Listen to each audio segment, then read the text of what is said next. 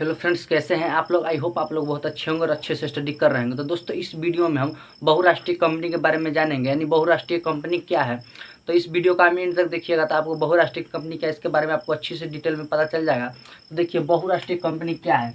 बहुराष्ट्रीय यानी बहु का मतलब होता है एक से अधिक, ठीक है ना। बहुवचन के मतलब क्या होता है, बहुवचन आप पढ़े होइएगा, एक वचन, द्विवचन, बहुवचन। तो बहु का मतलब होता है एक से अधिक, और राष्ट्रीय यानी होता है देश, ठीक है ना। बहुत सारे, बहु यानी क्या होता है बहुत सारे, और राष्ट्रीय यानी देश के, ठीक है ना, बहुत सारे देश के। और कंपनियां यानी कोई फैक्ट्री, यानी फैक्ट्री आप जानते हैं, इसी को हम कहते हैं कंपनियां। था ठीक है ना, आप इसका समझ गए। बहु यानी होता है एक से अधिक, राष्ट्रीय यानी देश, और कंपनियां यानी कोई फैक्ट्री हो गया। तो बहुराष्ट्रीय कंपनी क्या है, इसका नाम से ही पता चलता है। तो बहुराष्ट्रीय कंपनी वो है, मान लीजिए मैं कोई भारत में एक फैक्ट्री खोल दिया, ठीक है ना। भारत में मैं एक फैक्ट्री खोल दिया, मान लीजिए मैं नोकिया मोबाइल का एक फैक्ट्री खोल दिया, ठीक है ना। और उसका प्रोडक्ट मैं भारत में ही खाली बेचूंगा, खाली भारत में ही बेचूंगा, तो यह बहुराष्ट्रीय कंपनी नहीं हुआ, क्योंकि मैं सिर्फ भारत में ही बेच रहा हूँ। यहाँ पर कह रहा है बहुराष्ट्रीय कंपनी, यानी बहु यानी बहुत, यानी एक से अधिक, ठीक है ना, एक से अधिक कह रहा है इसमें। यानी अगर मैं अपने नोकिया मोबाइल यानी इस प्रोडक्ट को मैं अमेरिका में भी बेचूँ, चीन में भी बेचूँ, ठीक है ना, पाकिस्तान में भी बेचूँ, अगर इस मैंने अलग अलग देश में बेचूँ, तो यह क्या हो जाएगा, यह हमारा हो जाएगा बहुराष्ट्रीय कंपनी। अगर मैं सिर्फ भारत में ही बेचूंगा तो यह बहुराष्ट्रीय कंपनी नहीं होगा, क्योंकि मैं सिर्फ भारत में ही बेच रहा हूँ।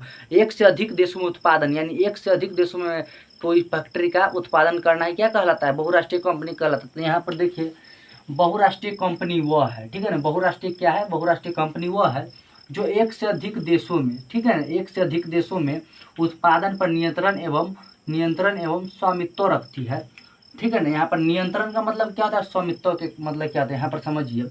बहुराष्ट्रीय कंपनी है जो एक से अधिक देशों में उत्पादन पर नियंत्रण एवं स्वामित्व रखती है। तो मान लीजिए मैं कोई फैक्ट्री खोला, आपको अभी बताया, तो मैं उसका उत्पादन क्या करूँगा, मैं अमेरिका में भी बेचूंगा, भारत में भी बेचूंगा, चीन में भी बेचूंगा, पाकिस्तान में भी बेचूंगा।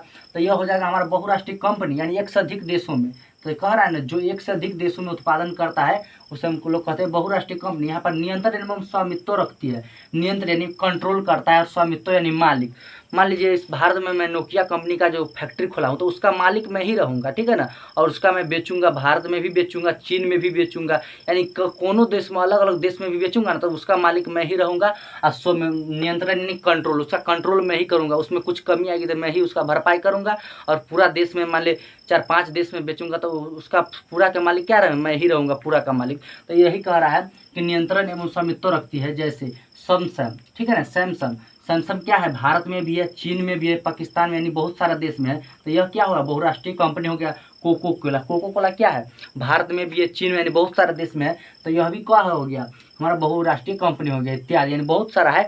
मैं भारत में मान लीजिए नोकिया का मोबाइल जब बेच रहा हूँ, अगर उसको मैं अलग अलग देश में बेचूंगा, तो उसको हम लोग कहेंगे बहुराष्ट्रीय कंपनी। यानी एक ही उद्योग को, यानी मैं उद्योग जो खोला हूँ, एक ही उद्योग को अलग अलग देश में, ठीक है ना, अलग अलग देश में उसका मालिक मैं ही रहूँगा, उसका कंट्रोल करने वाला मैं ही रहूँगा, और अलग अलग देश में बेचूंगा, तो इसी को हम लोग कहते हैं बहुराष्ट्रीय कंपनी, ठीक है ना। अब यहाँ पर देखिए, ऐसे कंपनियाँ कम लागत पर अपने वस्तुओं का उत्पादन करने के लिए एक से अधिक देशों में उद्योगों का स्थापना करते हैं। ऐसे कंपनियां कम लागत पर वस्तुओं का उत्पादन करने के लिए एक से अधिक देशों में उद्योग का स्थापना करते हैं। अब यहाँ पर समझिए क्या करा, एक ऐसे कंपनियां, मान लीजिए मैं जो नोकिया का कंपनी खोला, मान लीजिए मैं जो नोकिया का कंपनी खोला, और उसको मुझे क्या करना है, अमेरिका में बेचना है। तो मैं जाऊँगा तो डीजल पेट्रोल का बहुत सारा खर्च हो जाएगा, ठीक है ना। यानी रास्ता में पहले मैं उसे ट्रक पर ले जाऊँगा, फिर पानी से, समुद्र से होकर मैं पनिया जहाज़ पर ले जाऊँगा, यानी बहुत सारा खर्चा लग जाएगा। तो मैं क्या करूँगा, उसका जो है फैक्ट्री है ना, मैं चीने में खोल दूँगा, जहाँ बेचने जा रहा हूँ ना, मैं उस देश में फैक्ट्री खोल दूँगा।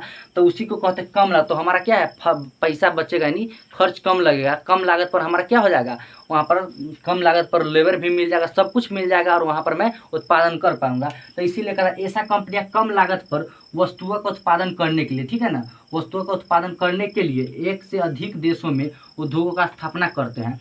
यानी मैं यहाँ से बेचने में मुझे बहुत पैसा लग जाएगा, मान लीजिए भारत से हमको अमेरिका जाना है बेचने के लिए, तो बहुत पैसा रास्ता में लग जाएगा।